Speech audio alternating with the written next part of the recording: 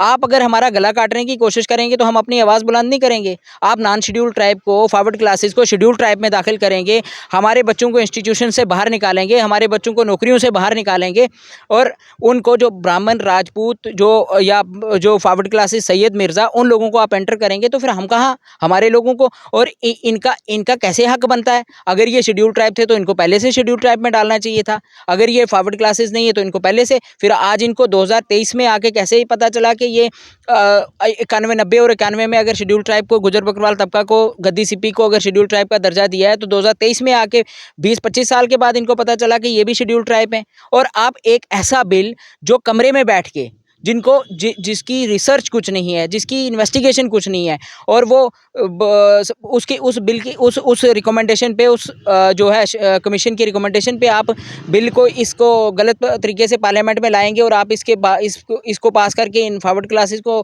हमारे साथ जो लाएंगे, तो हम इसको चीज़ को अपोज करेंगे। और हम यही लड़ाई हमने पैदल मार्च जब श्रीनगर से शुरू किया, हमने यही चीज़ एक्सप्रेस कर रहे, यही अपना हक मांग रहे थे कि आप जो है इस बिल को लाने की ज़रूरत नहीं है। उसके बाद भी इन्होंने लाया, उसके बाद हमारे लोगों को रोका गया, फिर बातचीत के लिए बुलाया गया, बातचीत से कुछ नतीजा निकला नहीं है। अगर उसके बाद ये विड्रा कर लेते तो हमारी ये लड़ाई बंद हो जाती, हम आगे नहीं लड़ते, पर उसके बाद भी इसको पार्लियामेंट में रखा है। और इस बार आप देख रहे हैं न्यूज़ सर इंडिया और मैं हूं अरफाज अहमद डैंग।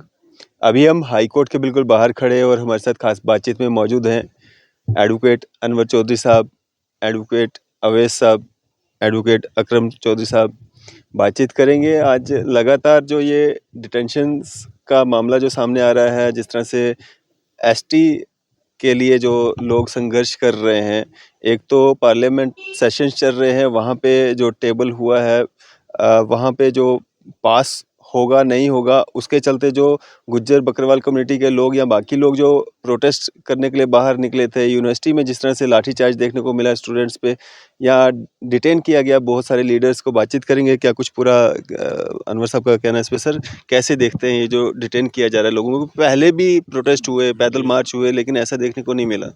मैंने बारहा कहा है कि ये अनकॉन्स्टिट्यूशनल, गैर कानूनी, गैर आईनी बिल है, जिसे रिजेक्ट किया जाना चाहिए, जो कि गलत रिकमेंडेशन पे, गलत सिफारिशात पे तैयार किया गया है, और इसको पास नहीं होना चाहिए, और ना ये हो सकता है किसी भी तरीके से। इसलिए उसे रिजेक्ट कर देना चाहिए। और जिस किस्म की यह जुल्म बर्बरियत का एक बाजार गर्म किया हुआ है सरकार ने, इसको फौरी तौर पे बंद करे। आपको मालूम है कि 3 तारीख इतवार को एक महापंचायत जम्मू में रखी गई थी, उसमें भी हज़ारों की तादाद में लोगों ने शिरकत की। इसके बावजूद कि यहाँ की इंतज़ामिया ने, पुलिस ने भरपूर कोशिश की कि कोई भी आदमी, कोई भी हमारे जो वर्कर्स हैं वो अपने अपने घरों से नहीं निकल पाएँ। हमारे जो लीडर हैं तंजीमों के, मुख्तलिफ तंजीमों के, वो अपने घरों से नहीं निकल पाएँ। तलबा अपने घरों से नहीं निकल पाए। आरएसपुरा में बहुत सी बसेस को इन्होंने रोक लिया, अखनूर में रोका, सांबा में रोका, कठुआ में रोका, उधमपुर में रोका और नगरोटा में रोका। लेकिन उसके बावजूद हज़ारों की तादाद में लोगों ने शिरकत की। राजस्थान से, गुजरात से, दिल्ली से, यूपी से नुमाइंदा आए हुए थे कम्युनिटी के, गुजर बकरवाल कम्युनिटी के।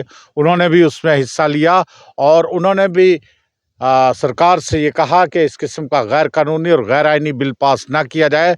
और अभी तक भी सरकार को ये एक खदशा है कि क्योंकि नौजवान आज जो तालिब इल्म है हमारे, और पढ़े लिखे नौजवान हैं जो, वो हर चीज़ को, हर मामले को अच्छी तरह जानते हैं।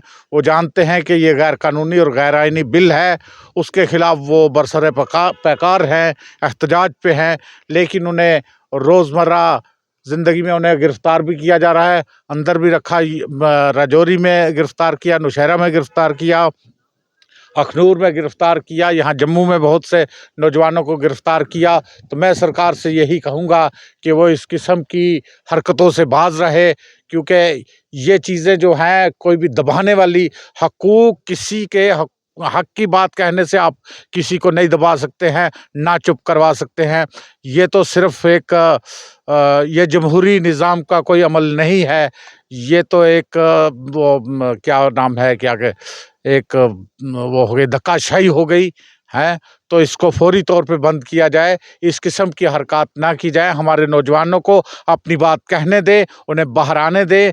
आपको मालूम है कि परसों यूनिवर्सिटी जम्मू के अंदर पुलिस दाखिल हो गई, लेकिन तलबा हमारे फिर भी उससे भी यानी अपने हकूक़ के लिए वो आवाज़ बुलंद करते रहे हैं, करते रहेंगे और आज भी कर रहे हैं। मैं सरकार से कहूँगा कि उनसे नरम रवैया रखा जाए, उन्हें मारा पीटा ना जाए और ये जो धमकियाँ हैं कि पीएस से लगा दिया जाएगा, ये कर दिया, वो कर दिया जाए, इस किस्म की बातें नहीं चलेगी। आप हमें बोलने की आज़ादी दीजिए, हमें एहतजाज करने की आज़ादी दीजिए और इस किस्म के जो जुल्म बर्बरियत वाले इक़दामात हैं, वो मत उठाएँ। अनवर साहब, अभी एक जर्नलिस्ट को भी 2 दिन अंदर रखा गया सिर्फ इसलिए कि वो गुजर कौम से ताल्लुक़ रखता था, गुजर कम्युनिटी से ताल्लुक़ रखता था। नहीं, देखिए जर्नलिस्ट जो है वो किसी भी कम्युनिटी से ताल्लुक़ नहीं रखता है। जर्नलिस्ट का काम होता है लोगों की आवाज़ आवाम तक और फिर सरकार तक पहुँचाना। जैसा कि अब आप मुझसे इंटरव्यू कर रहे हैं, तो आप तो गुजर कम्युनिटी से नहीं हैं और ना ही आप किसी की तरफदारी कर रहे हैं। जो व्यू पॉइंट है हर आदमी का, वो सामने रखने की इजाज़त होनी चाहिए। अगर रियाज़ एक जर्नलिस्ट गुजर कम्युनिटी से ताल्लुक़ रखता था, तो उसे क्यों गिरफ़्तार किया गया, ये सरकार को बताना होगा। और अगर इस किस्म की हरकत जारी रहीं, तो एक बड़े पैमाने पे हमें एक यानी पब्लिक इंटरेस्ट लिटिगेशन में या फिर सुप्रीम कोर्ट में जाना पड़ेगा या हाई कोर्ट में, पहले तो यहाँ हाई कोर्ट में, कि बताइए इन लोगों का कसूर क्या है? क्या आवाज़ निकालने की, अपने हक़ की बात करने की इजाज़त है कि नहीं है? ये तो हर किसी को होना चाहिए, ये जमहूरियत है।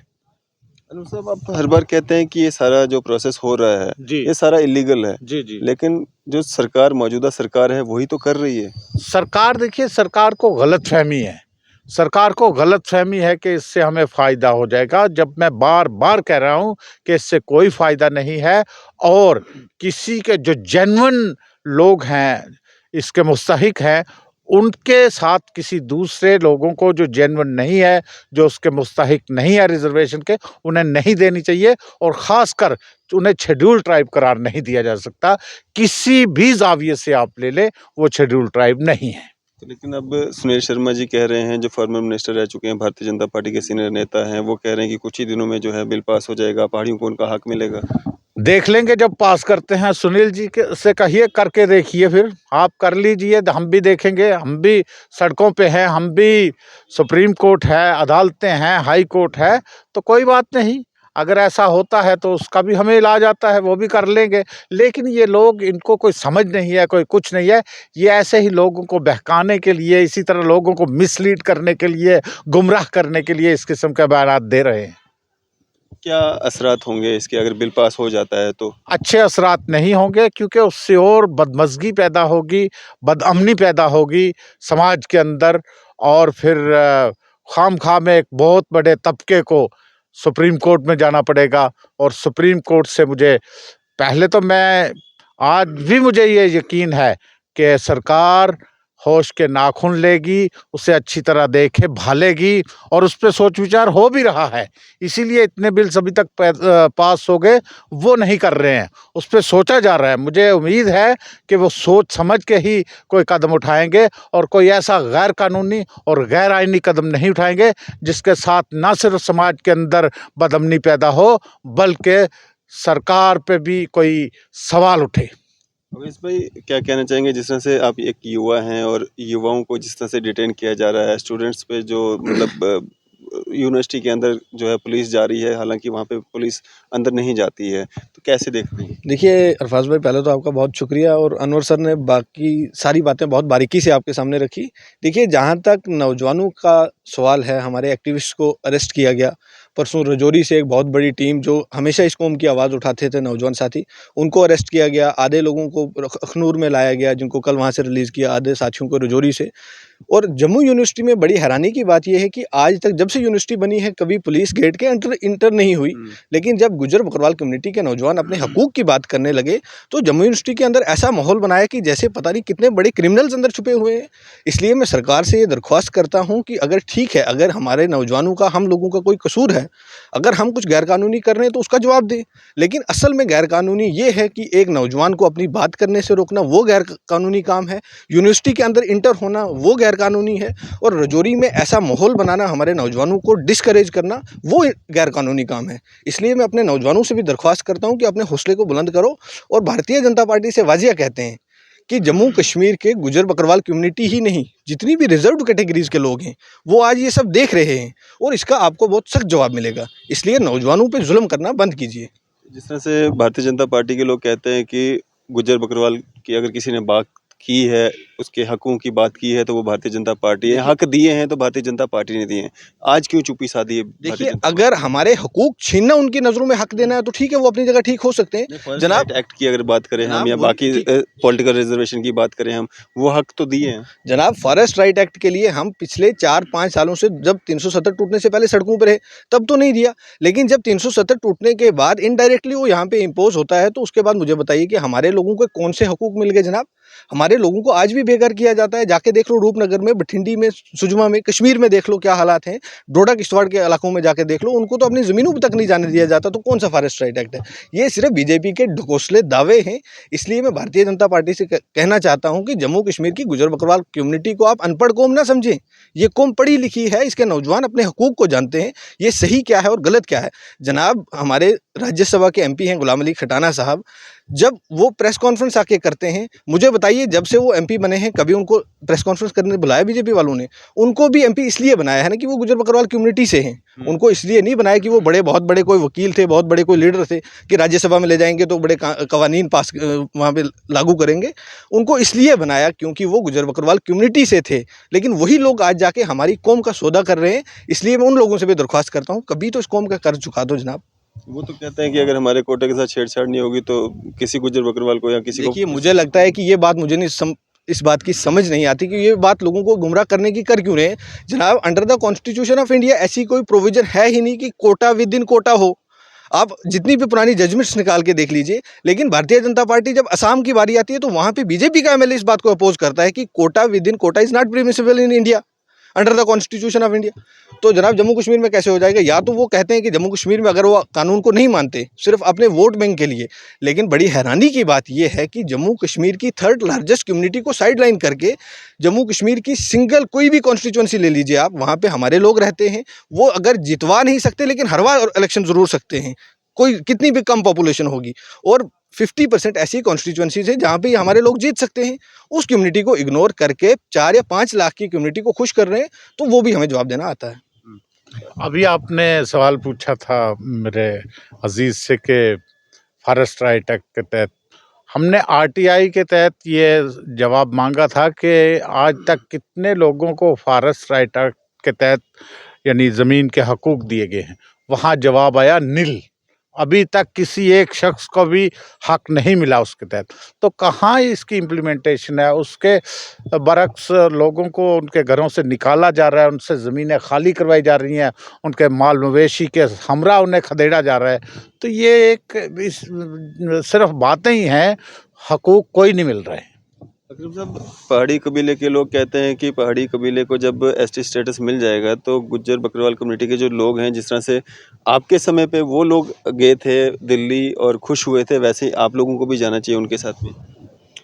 देखिए, ये हमारे जाने से या ना जाने की बात नहीं है, ये हक की बात है कि अगर उनका हक बनता, कॉन्स्टिट्यूशन के अंदर ऐसा प्रोविज़न होता कि नॉन शेड्यूल ट्राइब को जो फॉरवर्ड क्लासेस हैं, अगर उनको भी शेड्यूल ट्राइब का दर्जा देने की कोई बात की होती तो उनको हक मिलता, हमें कोई ऑब्जेक्शन नहीं होता।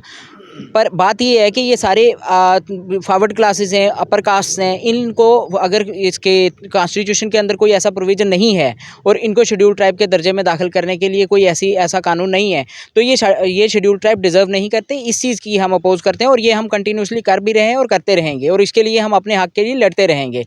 तो हम अपने इनको गलत तरीके से हम अपने हक़, हमारी किसी पहाड़ी भाई से हमारी कोई दुश्मनी नहीं है, हम अपना हक़ मांग रहे हैं और हम अपने हक़ की लड़ाई लड़ रहे हैं। इसीलिए हम अभी पिछले 1-1.5 साल से जब से ये जीडी शर्मा कमीशन की रिकमेंडेशन पे बिल पार्लियामेंट में लाया है, हमने रिकमेंडेशन की जो सिफारिशात थी उनको भी चैलेंज किया। हमने कहा कि ये जो है बंद कमरों में बनाया हुआ बिल है। उसके बाद हमने इस चीज़ को भी अपोज़ किया है कि आप इस बिल को नहीं, अनकॉन्स्टिट्यूशनल है, इसको पार्लियामेंट में लाने की ज़रूरत नहीं है, इसके ऊपर कोई गौर करने की ज़रूरत नहीं है।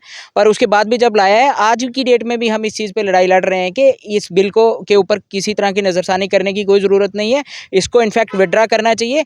और इस हक को मांगने के लिए जब हम ये अपना डेमोक्रेटिक राइट एक्सप्रेस करते हैं तो हमारे नौजवान लोगों को जो जेलों में डाला जाता है, इलीगली डिटेन किया जाता है, स्टूडेंट्स को यूनिवर्सिटीज़ के अंदर ऑटोनॉमस बॉडी है, वहाँ पे स्टूडेंट्स को आके आप यूनिवर्सिटी के अंदर, क्या यूनिवर्सिटी सिक्योरिटी कम होती है कि आप जम्मू कश्मीर पुलिस को बाहर से बुला के तो वहाँ पे स्टूडेंट्स पे लाठीचार्ज करवाएंगे? वो स्टूडेंट्स जो यूनिवर्सिटीज़ के अंदर अपनी क्लासेस अटेंड करने के लिए जाते हैं, अपनी पढ़ाई मुकम्मल करने के लिए जाते हैं, जिनमें से कल जो है कोई IAS ऑफिसर बनेगा, KS ऑफिसर बनेगा, जज बनेंगे, वकील बनेंगे, पुलिस ऑफिसर्स बनेंगे, उन लोगों को आप इलीगली वहाँ पे एंटर होके तो मरवाएंगे, लाठीचार्ज करवाएंगे, जेलों में बंद करेंगे। आप एक स्कॉलर है, PhD स्कॉलर, आप उससे अंडरटेकिंग, प्रिवेंटिव डिटेंशन में अंडरटेकिंग लेके उसको रिहा करेंगे कि आप अपना डेमोक्रेटिक राइट एक्सप्रेस नहीं करें। आप media is fourth pillar of democracy है, आप उसको आप मीडिया के लोगों को पकड़ के जेल में बंद करेंगे कि आप गुजर बकरवाल तबका के लोगों की बात ना करें। तो ये कहाँ की जमहूरियत, ये कहाँ का कानून है? आप किस कानून के तहत ये सारी चीज़ें कर रहे हैं? हमें भी बताया जाए। हम अपना डेमोक्रेटिक जो हमारा हक है, हम उसकी मांग के लिए, हम अपने हक के लिए लड़ रहे हैं। हमारे लोग अपने हक के लिए, और हम इस हक के लिए लड़ते रहेंगे। हमारे पास सुप्रीम कोर्ट है, हमारे पास हाई कोर्ट है, और हम बाकी जो भी कानून के अंदर रह के जिस भी प्लेटफॉर्म से ये लड़ाई लड़ सकते हैं, हम लड़ेंगे, क्योंकि ये हमारा हक है। हम अपने हक के लिए लड़ते रहेंगे। अगर इस तरीके से हम जो प्रेजेंट सरकार है, इसको अगर ये लगता है कि हमें प्रेशराइज करके हमारे मुंह बंद करवाएंगे, हमारे लोगों को जेलों में भरेंगे, तो इससे हमारे हौसले टूटने वाले नहीं, इनफैक्ट इससे हमारे हौसले और बढ़ते हैं, और हम अपनी लड़ाई को कंटिन्यू आगे भी जारी रखेंगे। अकरम साहब, ये पहली बार नहीं था कि कोई प्रोटेस्ट करना था या किसी चीज़ को अपोज करना था। इससे पहले भी बड़ी सारी पैदल मार्च हुए, प्रोटेस्ट हुए, महापंचायतें हुई, कश्मीर में हुई, जम्मू में हुई। आज ऐसा क्या हो गया कि आप प्रोटेस्ट करने के लिए निकल रहे हैं, आपको डिटेन किया जा रहा है? देखिए, जब जिस तरीके से गलत बिल को पार्लियामेंट में लाया है, आप लोगों को उनका गवर्नमेंट की अगर कोई पॉलिसीज़ लोगों को एक्सेप्ट नहीं होती है, अगर लोगों को लगता है कि इसमें कोई फ्लॉ है, उसके लिए लोग आवाज़ उठाते हैं। तो वही आप ये कहते हैं कि आप अपनी रोज़ कहते हैं आप समाज के हाशिए पे जो रह रहे हैं लोग हैं, उनकी फलाह बहबूद के लिए बहुत काम कर रहे हैं, आप पॉलिसीज़ को इम्प्लीमेंट कर रहे हैं।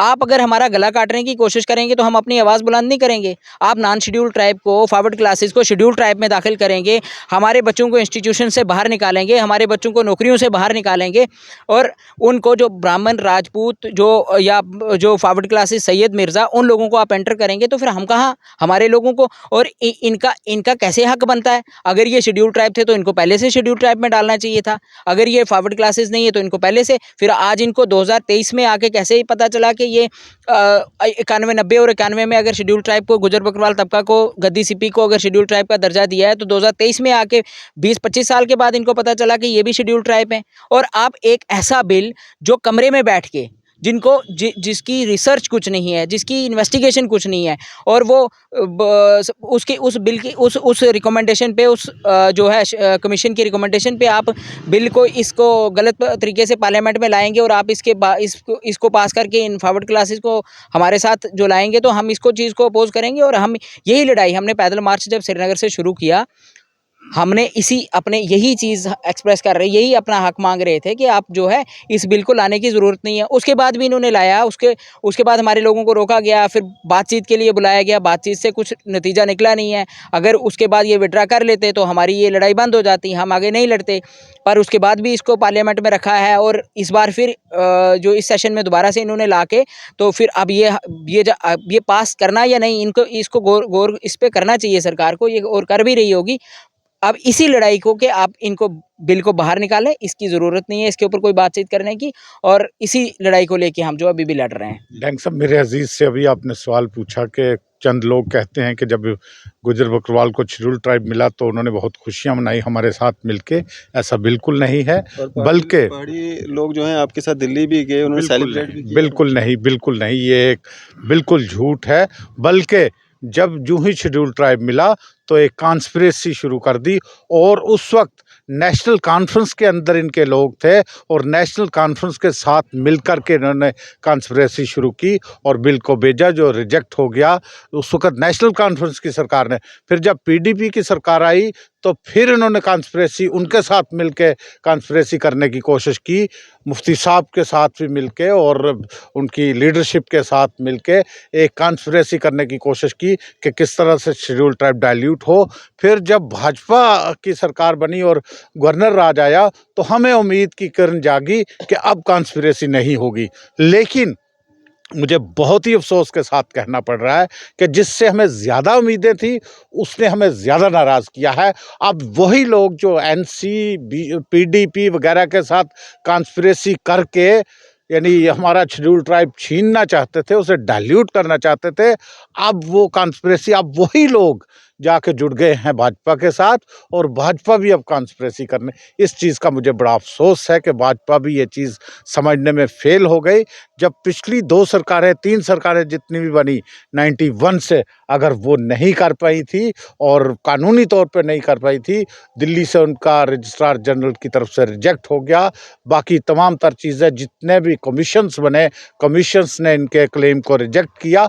अब ये हुकूमत जो है वो एक फेक जैसा, झूठा जैसा कमीशन जो बिल्कुल इनकम्पिटेंट कमीशन था, उसकी सिफारिशात पे ये बिल ला रही है और लाया है। इस बिल को बिल्कुल रिजेक्ट करना चाहिए। तो बाकी जो आपने कहा कि इन्होंने खुशियां मनाई, खुशियां नहीं बल्कि योम अव्वल से इन्होंने कॉन्स्पिरेसी साजिश शुरू कर दी थी।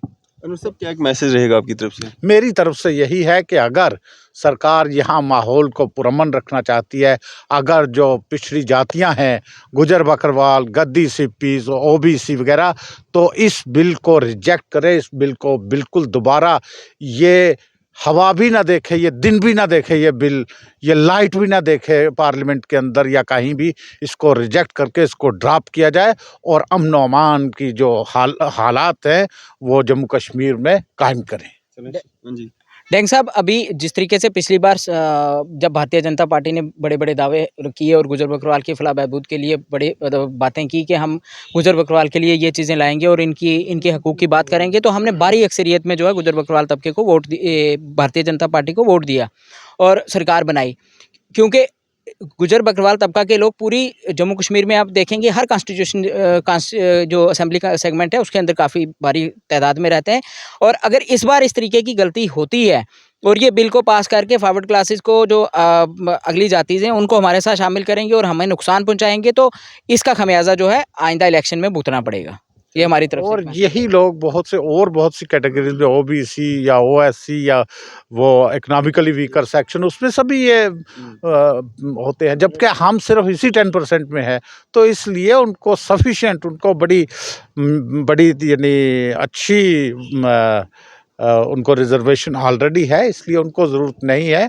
और फिर वो आप देख लीजिए, खुद आप सोचिए कि इतनी बड़ी ज़ातें, ब्राह्मण, राजपूत, मिर्ज़ा, सैयद, लोन, कोई ज़ात नहीं रहती है बाहर जो इसमें दाखिल नहीं है। और फिर आपको ये सर्टिफिकेट किस तरह देना है कि ये पहाड़ी है, ये नहीं है? ज़बान के आधार पे तो आप सर्टिफिकेट दे नहीं सकते और ना रिजर्वेशन हो सकती है। और दूसरी बात ये है कि कहीं रेवेन्यू रिकॉर्ड में या कहीं वो जो फहरिस्त होती है, वोटर फहरिस्त होती है, उसमें इनको पहाड़ी नहीं लिखा हुआ है। तो ये कौन सी आइडेंटिटी क्रिएट की है इस जीडी शर्मा कमीशन ने? मैं हैरान हूँ। चलिए, शुक्रिया हमारे साथ बातचीत करने के लिए। थे हमारे साथ एडवोकेट अनवर चौधरी साहब, एडवोकेट अवैस भाई, एडवोकेट अकरम भाई। इसी तरह की मजीद अपडेट्स के लिए आप देखते रहें न्यूज़ इंडिया। मैं अरफाज मडांग, कैमरामैन शाहनवाज के साथ।